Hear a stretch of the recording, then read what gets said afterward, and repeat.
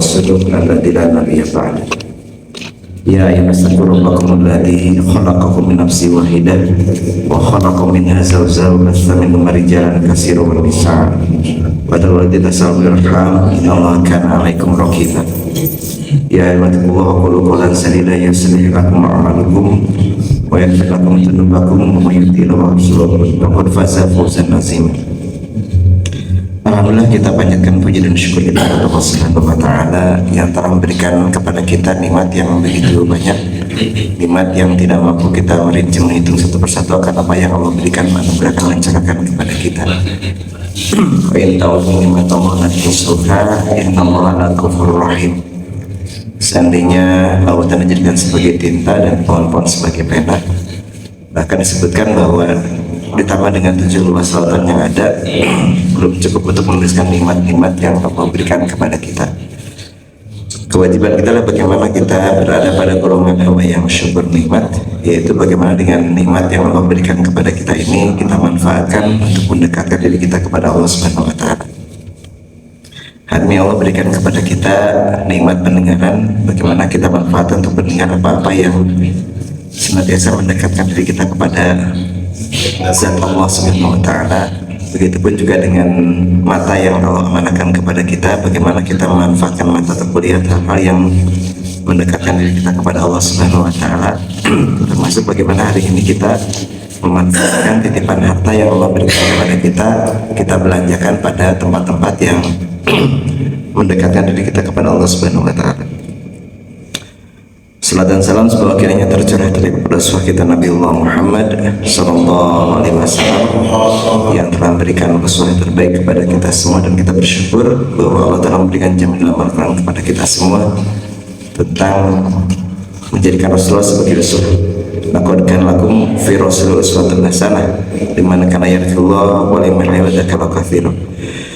Sungguh ada pada Nabi Muhammad SAW suri-teladan terbaik bagi mereka yang berharap bertemu Allah Subhanahu wa Ta'ala, yakin pada hari akhir, dan mengisi waktu untuk zikir, untuk ingat kepada Allah Subhanahu wa Ta'ala. Rahimahullah, pagi hari ini tadi saya dapat kabar dari Pak Ustaz Anugrah, bilang rumahnya di Balenda, jadi pas berangkat kebanjiran, jadi nggak bisa nyebrang mobilnya, harus kembali lagi ya.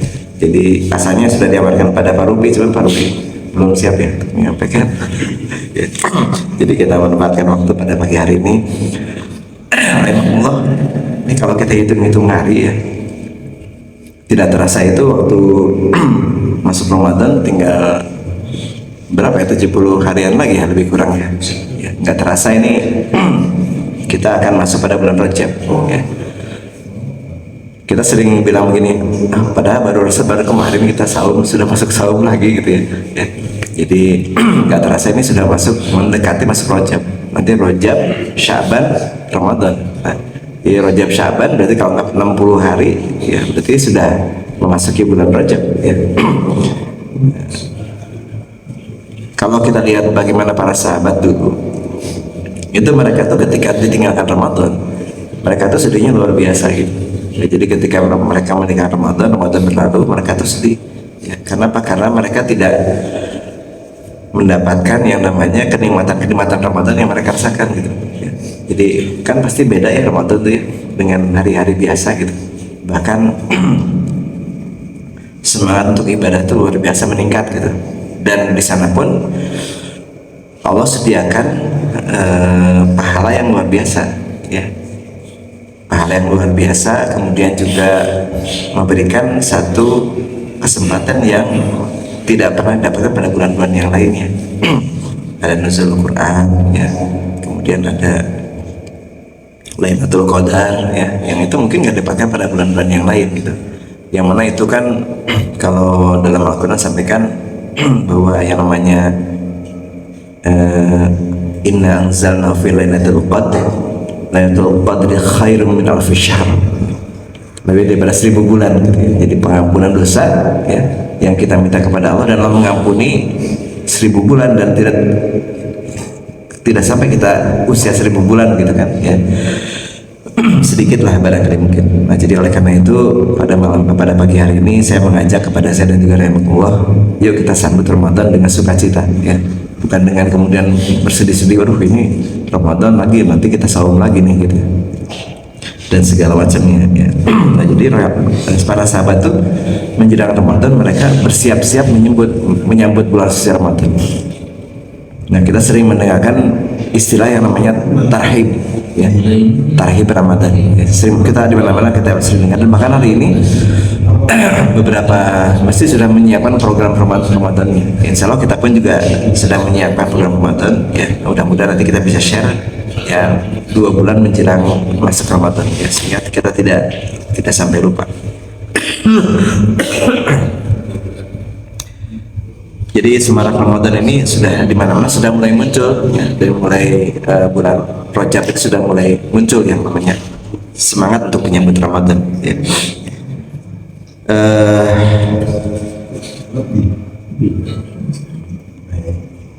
Tentu kita harus mengetahui ya sebetulnya apa sih yang mesti kita lakukan untuk menyambut Ramadan ya. Jangan salah kita dalam menyambut Ramadan ya, karena Allah sudah ingatkan dalam surat Al-Isra ya, ayat 36, dan janganlah kamu mengikuti apa yang tidak mengetahui pengetahuan tentangnya, sungguhnya pendengaran, penglihatan, dan hati semuanya akan diminta pertanggungjawabannya. Jadi bagaimana kita mengikuti memasuki Ramadan ini dengan ilmu yang sudah dicontohkan oleh Nabi dan para sahabat gitu. Jadi itu penting untuk kita. Rahimakumullah, kalau kita lihat daripada etimologis dan terminologisnya ya, jadi biasanya kita berangkat dari arti kata lah ya. Jadi karena kita kalau tarhib, semua orang bilang tarhib, dari mana sih asal kata tarhib gitu ya. Itu secara etimologis, secara bahasa tarhib berasal dari fiilnya rohiba ya. Mungkin nih Pak Ganari sudah pakar ya di ya, rohiba yang tarhiban gitu ya. Jadi rahiba yarhubun, rahbun tarhiban, yang berarti luas, lapang, dan lebar ya.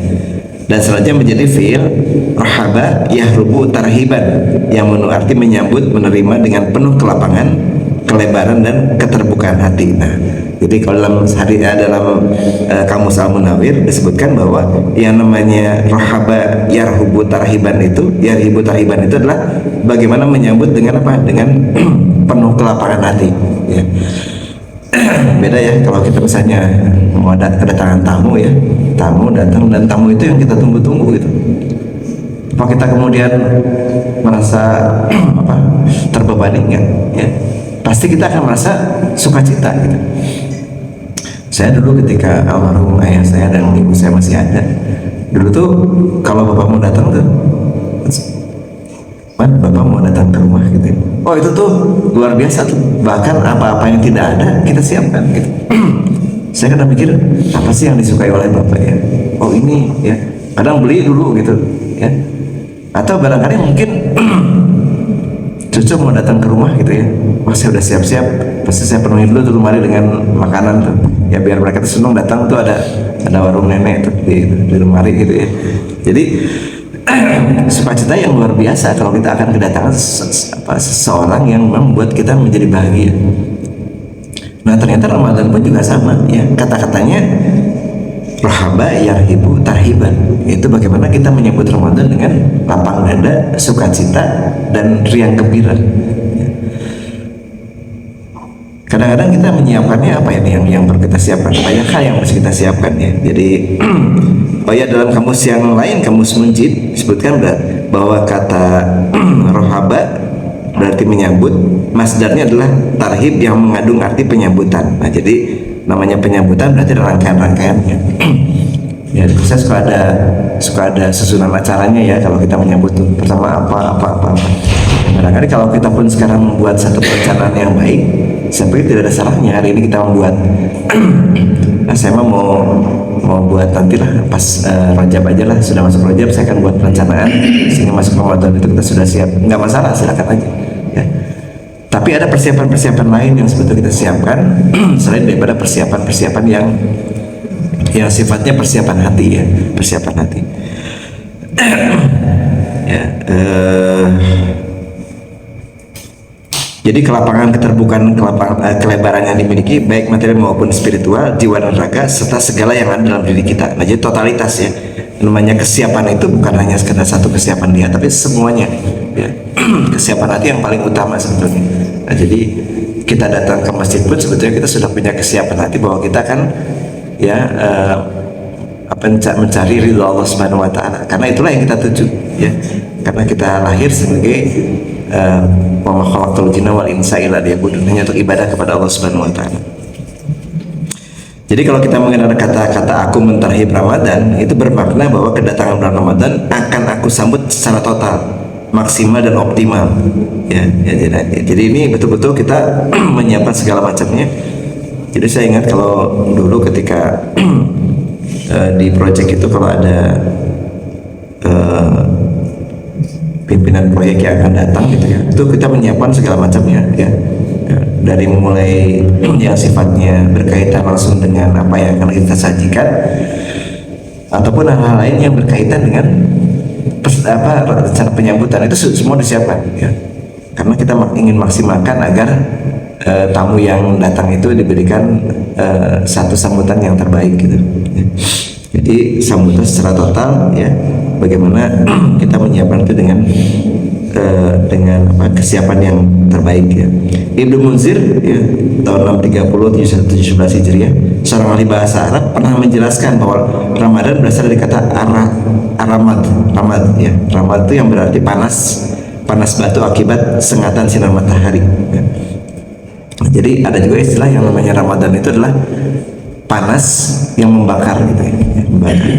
Nah, jadi kalau kita kaitkan lagi dengan bahasa, jadi itu sebetulnya kan Ramadan itu kan menghapus dosa-dosa ya. Nah, jadi kesempatan untuk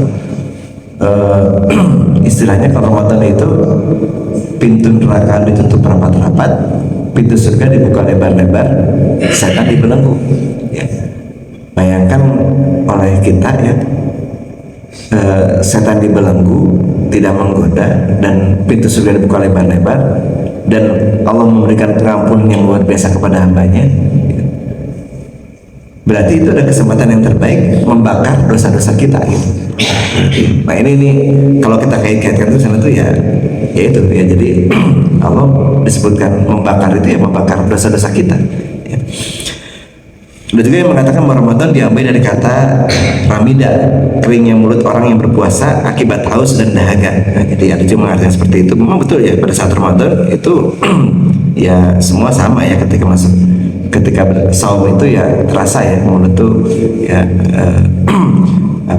kering ya, tenggorokan kering karena tidak minum ya. Dan dengan pengertian di atas, Ramadan sebagai simbol sengatan sinar matahari yang bisa mempengaruhi dan memanaskan batu, sementara batu sering disimbolkan Al-Quran untuk orang yang memiliki hati yang keras.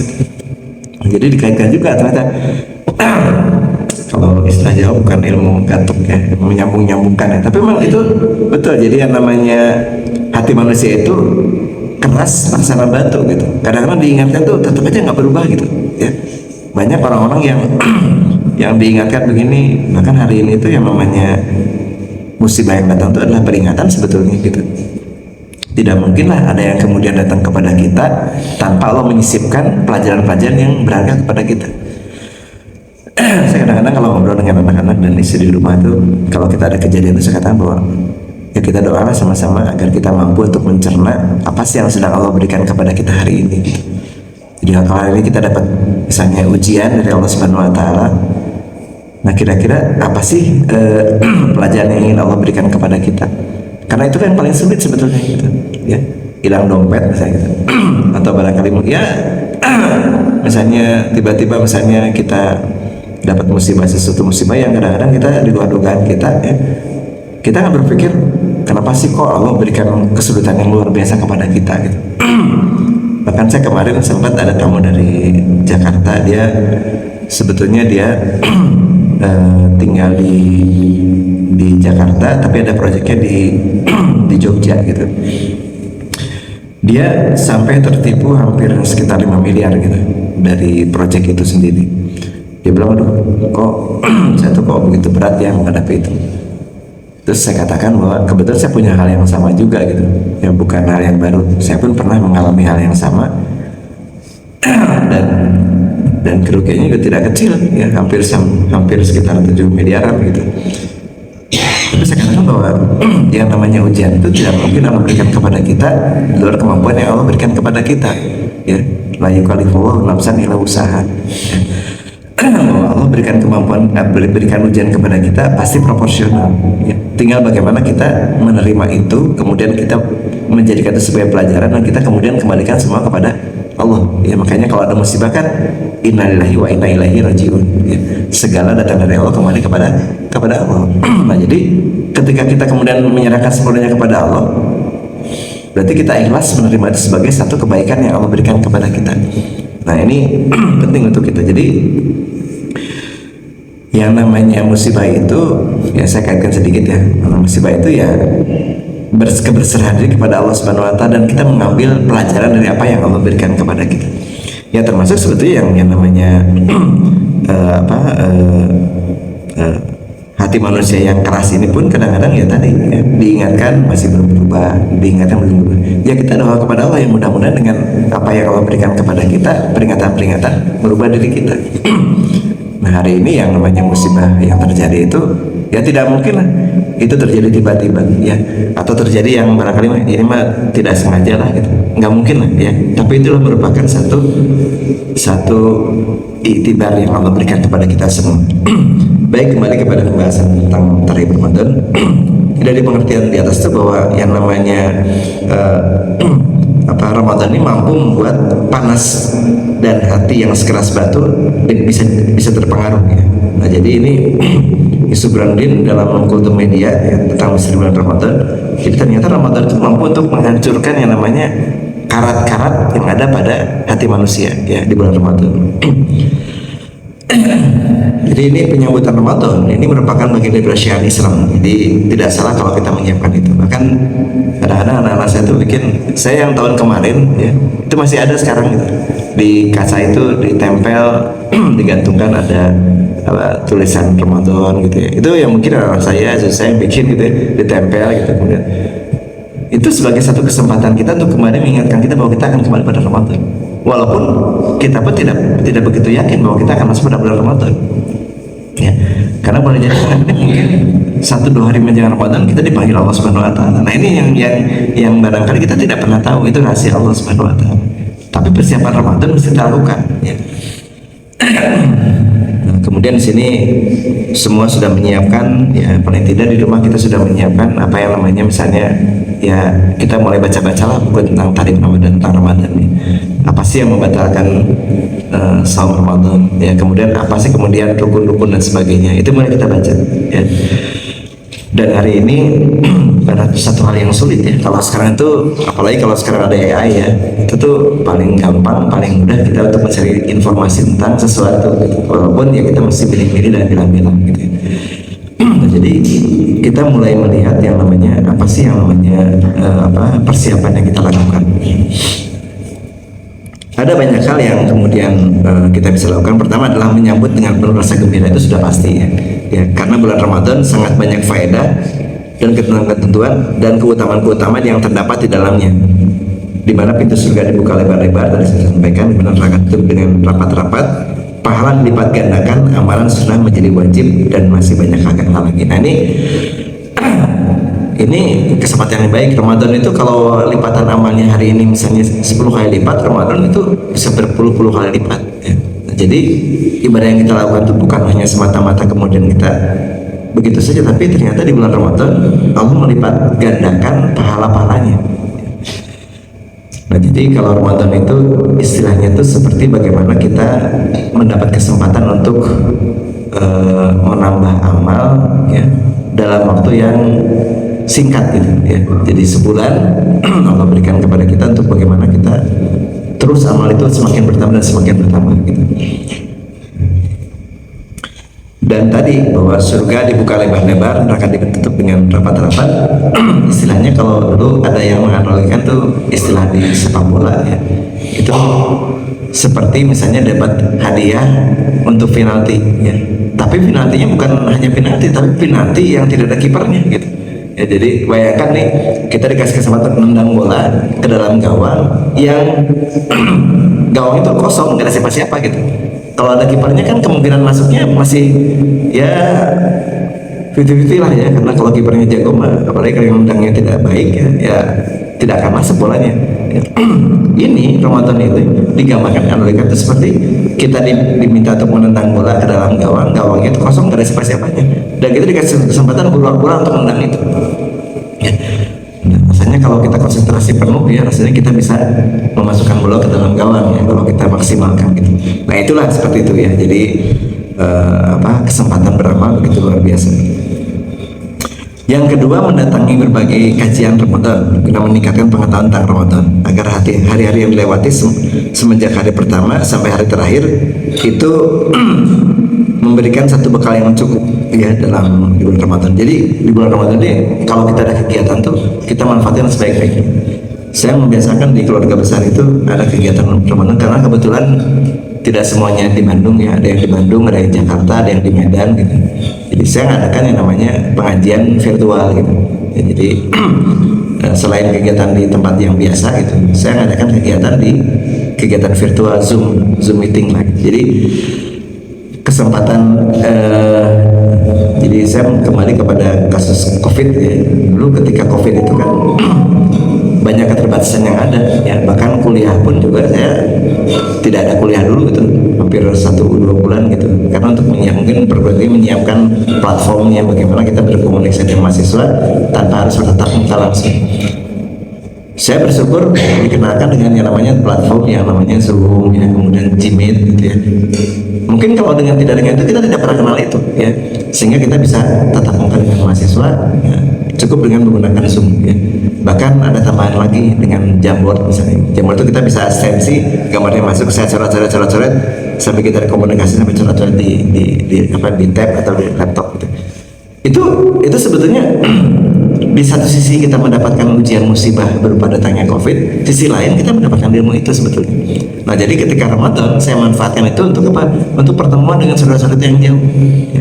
Bahkan ketika itu ada saudara-saudara kita yang kebetulan sedang di luar, kebetulan di keponakannya di Hong Kong, itu juga ikutan juga ya Zoom gitu. Dalam waktu yang sama itu mereka bisa terlibat bareng-bareng pada dalam satu layar yang sama, bisa komunikasi. Nah jadi bagaimana kajian hari ini tuh kita siapkan juga mungkin ya. Saya yakin ada bapak dan ibu-ibu juga punya anak dan punya anak yang mereka anak-anak kadang lebih pintar daripada kita. Ya mungkin kita waktukan nanti untuk Zoom ya, kita bisa mengundang siapa untuk mengisi dan sebagainya. Ya ini siapkan nih untuk bulan Ramadan ya, sehingga betul-betul waktu terisi dengan sebaik-baiknya pada bulan Ramadan itu.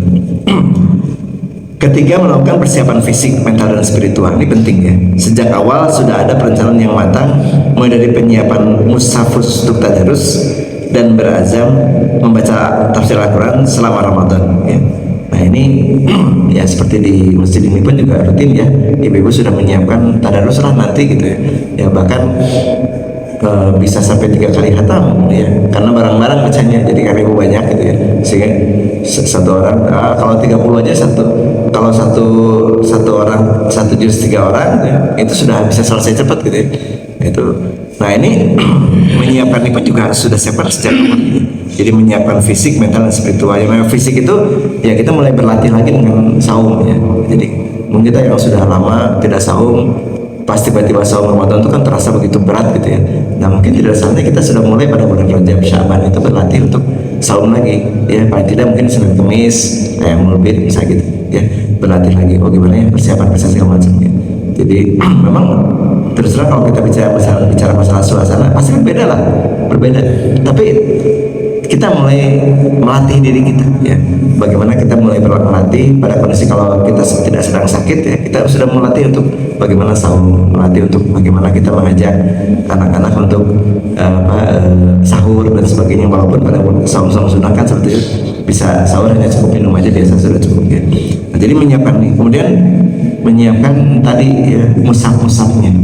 Ini saya mau pakai buku inilah ya untuk saya baca Quran yang ini, kita siapkan tempat dan sebagainya. Jadi yang namanya persiapan itu kan banyak macamnya ya, menyiapkan tempatnya dan sebagainya, itu bagian daripada persiapan. Nah ini yang perlu kita perhatikan sejak awal. Karena apa? Karena tadi bahwa yang namanya tahib itu ya menyambut Ramadan itu marhaban ya Ramadan ya, kegembiraan yang kita cerminkan dalam kesiapan kita menghadapi itu semua. ya. Jadi persiapan-persiapan yang kita lakukan ya, yang berikutnya adalah bagaimana kita menyiapkan diri kita untuk melihat bagaimana Rasulullah SAW dan para sahabatnya melaksanakan Ramadan ya. Jadi kan yang namanya saum itu ya datang atau diundangkan itu pada tahun kedua setelah Rasul hijrah gitu. Ya, bayangkan kalau kita dulu ya, kan Rasul itu pindah dari Mekah ke Madinah, kemudian 2 tahun kemudian itu ada perang ya, perang Badar ya. Nah, perang Badar itu bersamaan dengan diundangkannya saum ya. Ya, bayangkan ketika sedang berperang saum ya. Kita aja hari ini tidak berperang aja ya, saumnya begitu berat ya. Rasul ketika itu pada tahun kedua Hijriah itu diundangkan perang dan diundangkan saum ya. Bahkan ketika Rasul di Mekah itu banyak sahabat-sahabat yang mendapatkan intimidasi ya, dari orang-orang kafir Quraisy ya. Yaitu mereka mendapatkan siksa dan sebagainya. Bahkan di antara mereka ada yang menyatakan bahwa ya Rasulullah perangilah mereka dan sebagainya. Ya, tidak, karena apa?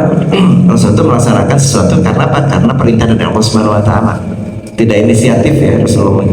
Ya, ketika Ammar bin Yasir disiksa ya, Yasir dan Sumayyah disiksa, Rasulullah hanya menyampaikan bersabarlah ya, engkau sudah mendapatkan tempatnya di surga.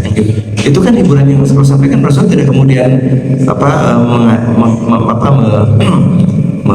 memanasi untuk bagaimana kita perang aja, enggak begitu. Karena apa? Rasul melaksanakan sesuai dengan perintah gitu. Nah, jadi ketika di Mekah walaupun diintimidasi dan sebagainya, Rasul tidak kemudian mengajak para sahabat untuk memerangi mereka. Padahal kalau kita lihat siapa sih yang tidak kenal dengan Umar bin Khattab? Itu kan luar biasa ya, orang takut pada Umar itu ya. Ketika Rasulullah SAW sedang menyampaikan dakwahnya, kemudian oleh Abu Lahab itu kemudian dicaci maki dan kemudian diintimidasi, yang pertama datang adalah Umar bin Khattab ya. Dengan kekuatannya dia datang, siapa yang berani mengganggu Muhammad berarti mengganggu saya gitu ya. Tapi dia tidak memerangi, tapi sifatnya hanya defensif aja gitu. Nah, ketika pindah ke Madinah ya, setelah hijrah baru kemudian diundangkan itu ya.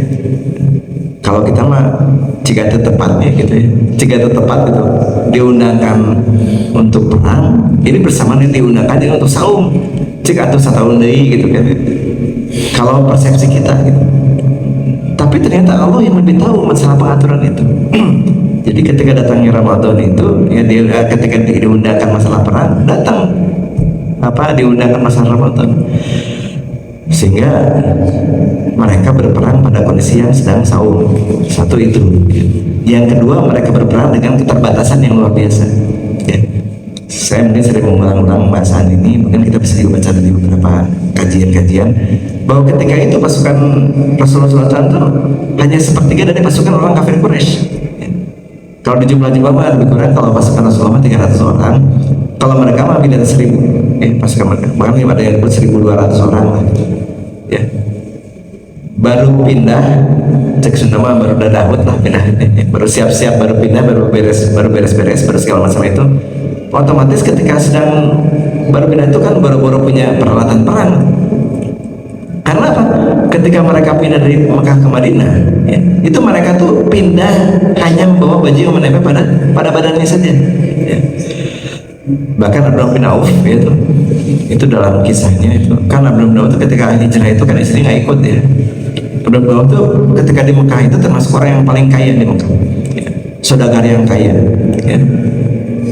Dan ketika ada perintah dari Nabi untuk hijrah, beliau hijrah dari Mekah ke Madinah ya, dan mengajak istrinya hijrah, nggak mau istrinya ya, sehingga berangkat tanpa membawa istrinya ya, karena yang dituju oleh Abdullah bin Auf adalah bagaimana kecintaan dia kepada Rasulnya. Ketika di perjalanan dihalangi oleh beberapa orang-orang kafir Quraisy gitu.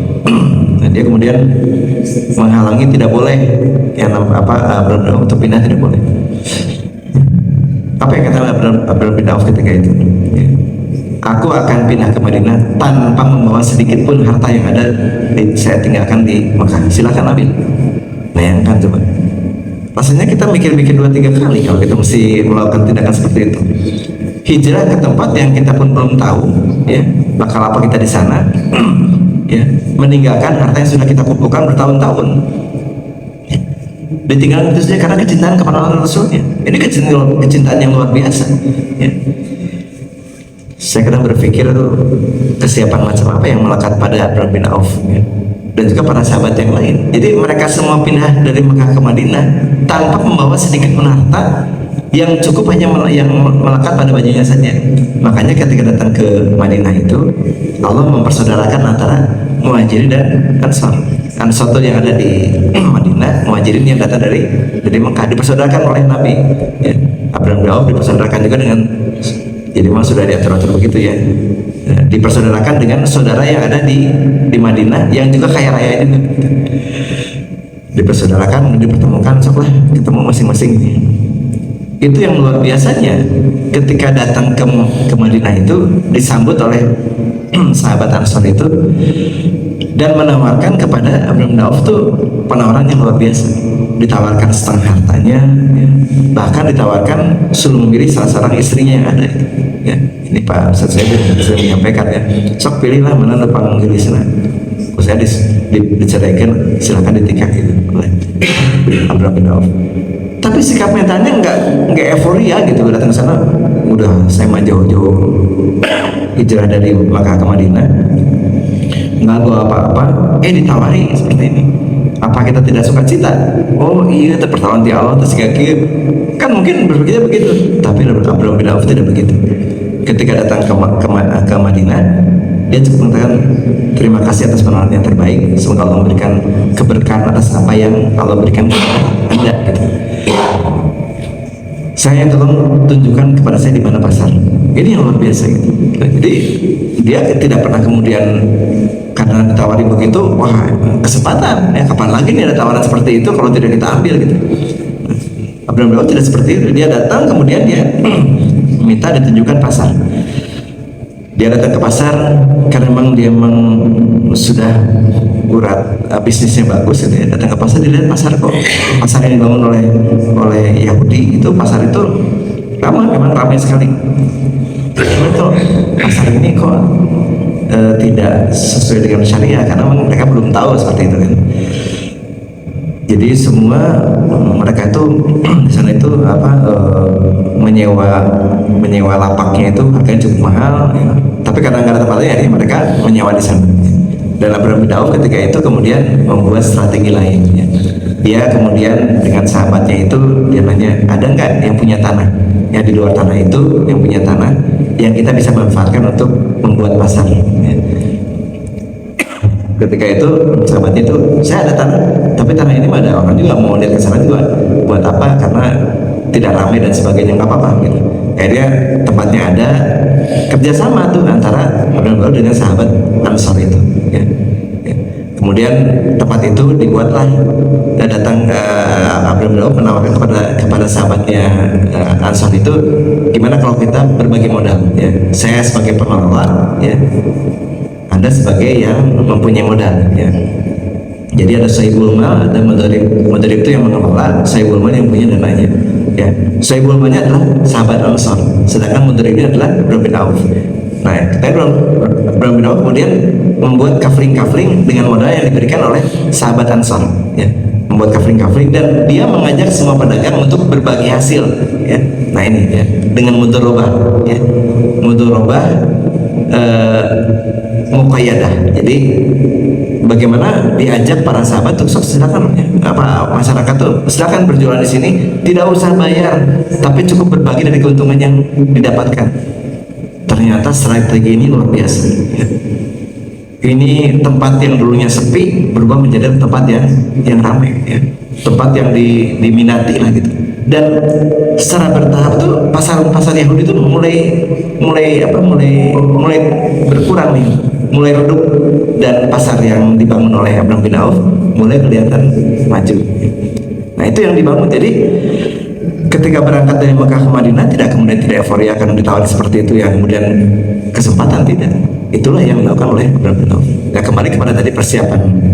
Jadi ketika datang ke sana itu ya, pada kondisi yang sangat-sangat terbatas ya.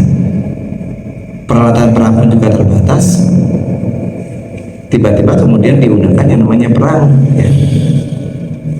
Rasulullah kemudian menyampaikan itu kepada para sahabatnya. Nah, ketika pemungutan perang dan saum itu sampai kepada Rasul dan kemudian sampai kepada para sahabat, nah, mulai yang namanya orang-orang munafik. Kan orang munafik itu kan orang-orang yang berada dalam kalangan kaum muslimin. Nah, jadi yang, kalau kafir mah jelas ya di luar kaum muslimin ya. Yang namanya orang-orang munafik itu ada di tengah-tengah kaum muslimin. Ya. Jadi bukan di luar kaum muslimin, di tengah-tengah kaum muslimin. Mulai ya membisik-bisikan.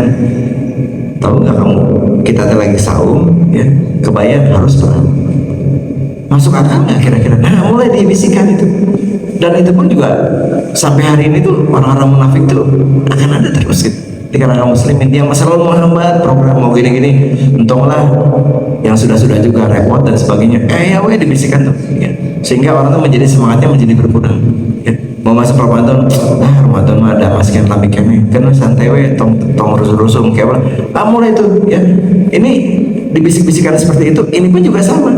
Apalagi memasuki bulan memasuki persiapan perang, sedang saum. Ya. Secara logika mah akan masuk gitu ya. Mau perang saat lagi saum, waduh, ditambah dengan jumlah pasukan yang sedikit, ditambah lagi dengan peralatan yang terbatas. Ya. Ini mah tambah-tambah gitu ya.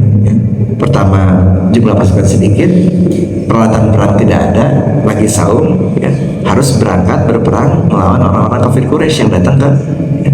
Karena mereka tahu ini baru pindah ya, baru pindah ke Madinah, orang perangan sekalian dihancurkan aja, dihabiskan aja.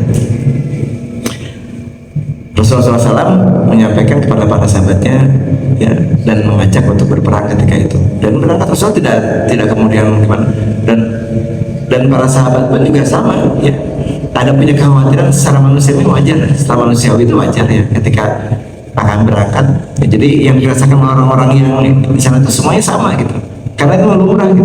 Karena kalau kayak kita kena musibah ya, kita kena musibah terus sedih-sedih bisa keterlaluan gitu ya. Ayo sedih mah gitu, pasti ada namanya beban hati itu pasti terasa lah. Kita ditinggalkan misalnya oleh kerabat terdekat kita, ada yang wafat ya, kemarin kan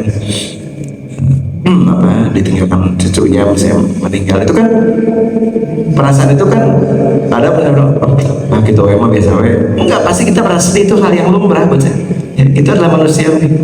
Nah, jadi perasaan-perasaan yang dirasakan oleh para sahabat ketika itu juga sama. Kalau saya sih merasakan itu adalah manusiawi ya. Jadi ketika para sahabat kemudian diundangkan perang oleh Rasulullah SAW dengan perintah Allah Subhanahu Wa Taala, mereka bertanya, ya Rasulullah, kira-kira pada kondisi hari ini tuh kita siap nggak ya untuk menghadapi itu semua ya. Nah, Rasulullah pun juga sempat sedikit terpengaruh juga ya kondisi seperti ini. Tapi Rasulullah berdoa kepada Allah, ya Allah, kalau Engkau tidak jaga kami pada hari ini, siapa lagi yang akan menjaga dinmu untuk tegak di bumi Allah ini ya. Jadi itu doa yang disampaikan oleh Nabi kepada Allah ya. Tidak kemudian ya Allah untuk ayeuna atau diundang ente gitu ya. Tapi ya Allah, berikanlah kepada kami kekuatan ya, pertolongan agar kami bisa melaksanakan perintah yang Engkau berikan kepada nah itu. Ini yang luar biasa ya. Dan ketika berperang itu dengan jumlah yang tidak berbanding itu, ternyata Allah memberikan pertolongan ya.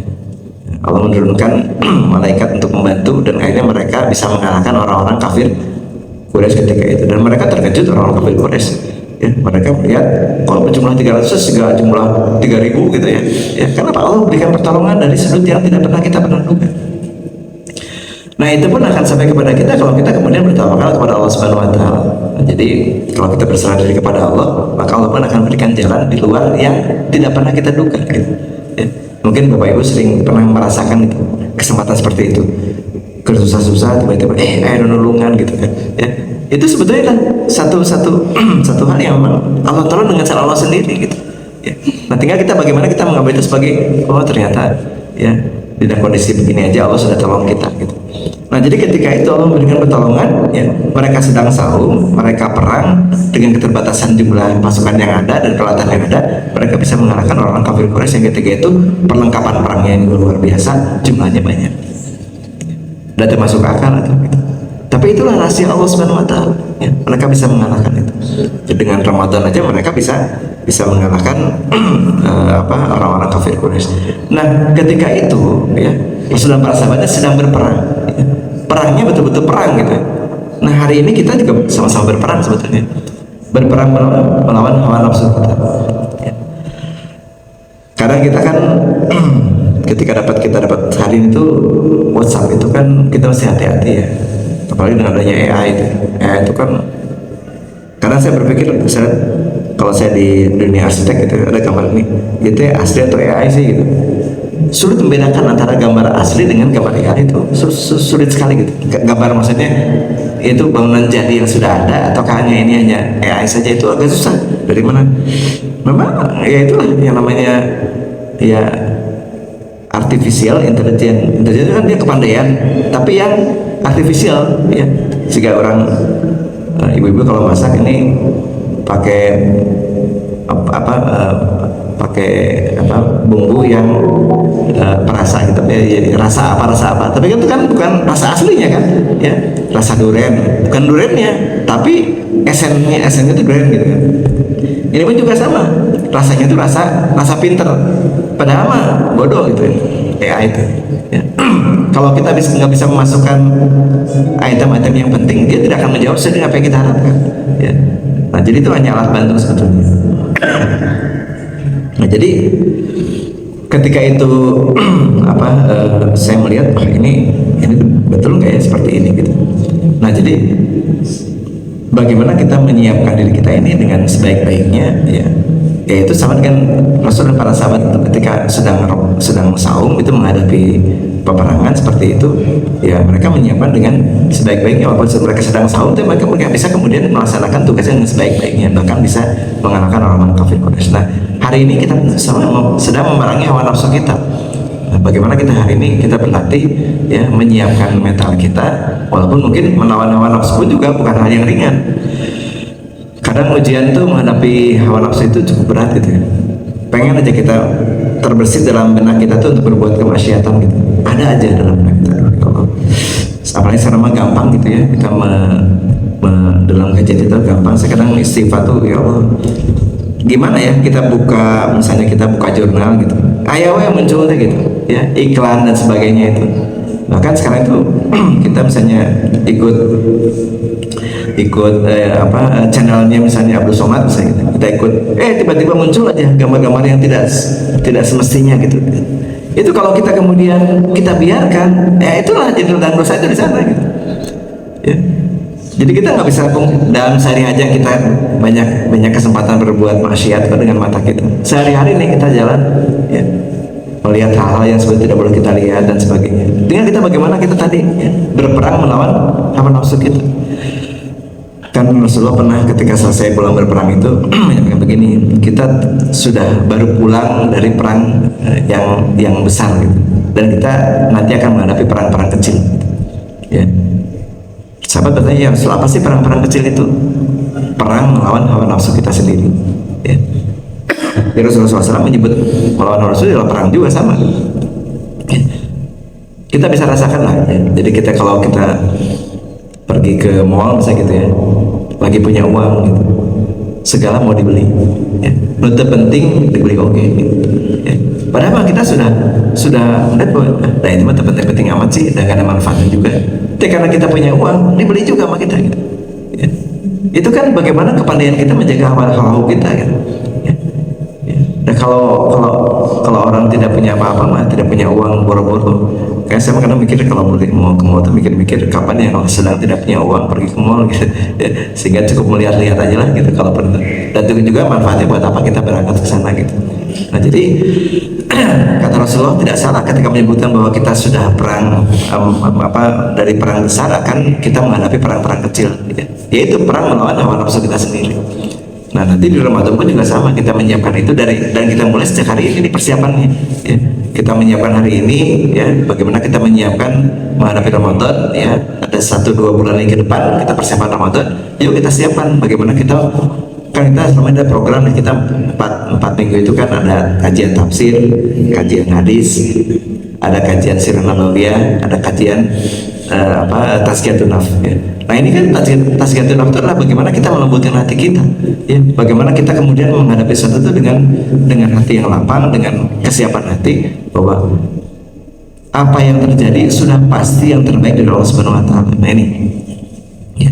Nah jadi ini, ya, perlu kesiapan mental sepertinya untuk menghadapi itu, karena tidak setiap orang siap untuk menghadapi itu, karena boleh jadi kalau ketika kita menghadapi itu, aduh, pasti kita merasakan bahwa itu yang terberat untuk kita, ya. Pasti ini segala macam, padahal Allah tahu bahwa itu adalah proporsional untuk kita, ya. Sama ketika Rasul tadi diundangkan perang di Madinah itu kan, ya. Di Madinah diundangkan perang itu, ya tadi kan persepsi orang mah semua hampir sama, baru pindah diundangkan perang, diundangkan saum, ya. Kan tadi saya sudah sampaikan bahwa itu sepertinya tidak tepat gitu dalam waktu yang bersama, tapi itulah memang sudah Allah atur seperti itu, ya. Jadi kalau semua dikembalikan kepada Allah, kan kita mah tugasnya pertama adalah berniatkan dengan sekuat tenaga, kemudian membuat satu ikhtiar program yang terbaik, kemudian kita berserah diri kepada Allah. Itu kan, ya. Fatawakal Allah, faida azamta fatawakal Allah. Waktu itu azam aja dulu. Kalau azam itu apa? Niatkan dengan baik, kemudian kita mengikrarkan, kita membuat perencanaan, ya sudah kita jalankan. Adapun hasilnya semua dikembalikan kepada Allah Subhanahu Wa Taala. Jadi kalau kita nggak begitu, maka kita banyak kecewanya, ya. Karena apa yang ada di benak kita kadang-kadang tidak sesuai dengan apa yang kita harapkan, tuh nggak sesuai gitu. Padahal itu yang terbaik dari Allah Subhanahu Wa Taala. Jadi tugas itu adalah kita berazam aja, ya. Udah, nanti pertolongan Allah akan datang kepada kita di saat yang tepat, ya, di saat waktu yang tepat, ya, dan itu yang terbaik dari Allah Subhanahu Wa Taala, ya. Nah ini yang perlu kita siapkan hari ini. Jadi kira-kira hari ini apa yang sudah kita siapkan nih, ya, yang sudah kita programkan nih, ya, mumpung kita masih ada waktu. Tadi sampaikan kita masih belum masuk bulan Rajab, ya, sebentar lagi masuk bulan Rajab. Yuk kita siapkan bagaimana kita hari ini, ya, agar kita ketika masuk Ramadan kita pada kondisi tadi kita sudah berazam untuk menyiapkan diri masuk Ramadan. Fatawakal Allah, kita berserah diri semua kepada Allah Subhanahu Wa Taala. Insya Allah, ya, kalau kita berserah diri kepada Allah, aduh kumanya tiba-tiba kemudian sakit kita, ya sudah, kita sudah tahu kepada Allah, sudah berusaha. Allah melihat, bukan melihat hasilnya, melihat usaha kita, ya. Nah, jadi bagaimana kita berusaha menyiapkan diri kita sehingga kita nanti mendapatkan terbaik, karena target kita adalah bagaimana Ramadan yang akan kita raih itu adalah Ramadan yang terbaik dibandingkan Ramadan yang sebelum-sebelumnya. Nah, jadi karena targetnya hanya satu sebetulnya, ya, bagaimana hari ini harus lebih baik daripada kemarin, dan hari esok harus lebih baik daripada hari ini. Bedanya itu, karena kalau sama saja itu rugi, ya. Apalagi kalau kita lebih buruk, itu celaka namanya, ya. Nah jadi bagaimana kita, kalau kita ingin Ramadan yang akan datang lebih baik daripada Ramadan sebelumnya, berarti mau tidak mau kita mesti menyiapkan program dengan sebaik-baiknya, ya. Jadi wajar kalau dari mulai hari ini kita sudah menyiapkan nih, Bapak Ibu sudah menyiapkan nih, nanti menjelang Ramadan bukan menyiapkan kemudian hanya misalnya nanti vitamin O-nya disiapkan supaya tidak lapar. Justru Ramadan harus merasakan lapar, ya. Jadi kalau kita tidak lapar mah tidak terasa Ramadannya. Justru yang namanya Ramadan itu bagaimana kita merasakan mereka-mereka yang hari ini tidak mendapatkan makanan. Kemarin saya baca berita itu tentang yang kondisi yang di Aceh, ya, kemudian juga beberapa di Sibolga itu, yang mereka itu daerahnya sudah hancur, yang tertinggal mereka terpencil, tidak mendapatkan pertolongan apa-apa sedikit pun, tidak menemukan air, bahkan minum dari air bekas banjir yang kemudian supaya baunya tidak dicampur dengan teh, ya. Bayangkan, ya, kita masih bisa minum dengan air yang teh asli seperti ini. Mereka minum dari air bekas banjir, kemudian dicampur dengan teh supaya baunya tidak bau tanah, ya. Bayangkan oleh kita, ya. Itu luar biasa itu, ya. Nah kita kembalikan lagi, kita masih alhamdulillah masih bisa punya air seperti ini, kita masih bisa minum, masih bisa makan. Cuma mereka hari ini mereka kita mau datang ke sana kita nggak mungkin, sehingga muncul dalam hati kita perasaan dan doa untuk pada mereka-mereka yang hari ini sedang diberikan musibah. Jadi ini penting untuk kita semua. Jadi sama dengan Ramadan ini, bagaimana yang namanya marhabannya Ramadan, menyambut Ramadan itu bagaimana kita menyiapkan mental kita ya pada hari ini ya, melapang-lapangkan hati kita, menyiapkan mental kita, termasuk menyiapkan program yang akan kita siapkan pada Ramadan. Yang mudah-mudahan sekali lagi bahwa kita termasuk yang terpilih dari Ramadan ya. Terpilih itu maksudnya apa? Ketika Ramadan kita masih diberikan usia itu ya. Kan kalau kita mah sudah senior semua nih ya. Sudah senior, jadi ini 60-an teh kalau teh tinggal Rasul mah 63 sudah dipanggil Allah gitu ya. Jadi kayak Pak Haji aja mah sudah banyak bonusnya ya Pak Haji sudah banyak bonusnya. Rasulullah 63, Pak Haji sudah dapat bonusnya lebih banyak ya. Saya masih belum sampai 63 nih, masih persiapan walaupun kita tidak pernah tahu kapan dipanggil Allah Subhanahu wa taala ya. Jadi nah kita mah hanya doa ya Allah, kalau kita dipanggil itu pada kondisi yang terbaik lah gitu ya. Kita mah nggak mikir masalah usianya kapan, berdoa ya Allah ketika saya dipanggil itu pada kondisi yang terbaik ya. Bahkan kalau ini kita sedang sujud lah gitu, walaupun sujud itu relatif ya gitu, tapi kita hanya minta ya Allah panggil aku ketika pada kondisi yang sedang siap gitu. Karena kita yang harapan kita kepada Allah kan begitu kan ya, supaya apa, supaya ketika kita dipanggil itu tidak pada kondisi yang sedang nauzubillah min dzalik, sedang maksiat gitu ya. Nah ini perlu, kalau kita ingat pada kematian kita akan semakin hati-hati untuk melangkah dalam kehidupan ya. Karena yang namanya kematian itu adalah gaib, kita tidak pernah tahu ya, dan itulah ciri-ciri orang yang takwa ya Pak. Alladzina yu'minuna bil ghaib, kan orang yang yakin pada yang namanya kematian, dan kematian kita tidak pernah tahu kapan datang kepada kita. Nah sehingga jangan biarkan kita misalnya sekalimat kalau lah gitu ya, berbuat maksiat kita orang sekali ya gitu. Gimana kalau pas sekali kita wafat, gimana tanggung jawab kita di hadapan Allah Subhanahu wa taala? Ya mendingan kita mah siap-siap aja, bisa besok kayak yang panggil atau kita dipanggil Allah, sehingga kita menyiapkan setiap kesempatan yang ada yang terbaik aja. Hari ini kita belum bisa berbuat kebaikan, tahu kan kita berbuat kebaikan ya. Hari ini kita bisa melaksanakan syariat, laksanakan mulai hari ini ya. Walaupun kita rasa berat ya, aduh pada gini-gini ya sudah, nah kamu tugasnya setelah melaksanakan syariat, laksanakan mulai hari ini ya. Karena apa? Karena kita tidak pernah tahu kapan kita dipanggil Allah Subhanahu wa taala. Kemarin baru 7 bulan kan ya, sudah wafat kan ya. Padahal kalau lihat usia mamanya sih 7 bulan udah meninggal gitu. Itulah rencana Allah memang begitu ya. Pasti yang terbaik lah, nggak mungkin nggak ya. Saya mengiri terus terang aja ketika kemarin bayi saya namanya Arka ya, namanya itu ya. Wafat tuh saya ngiri, beliau mah sudah jelas sudah masuk surga itu ya. Tapi kita mau boro-boro tuh ya. Pak Iwan yang memandikan tuh ya. Aduh ini nih saya mengkafani yang ini itu calon surga ini. Kita mah boro-boro, kita mah ya. Dosa berlumuran dengan dosa, amal juga sedikit. Nah, jadi rasanya kalau kita khawatir hari ini menghadapi hari esok itu wajar ya.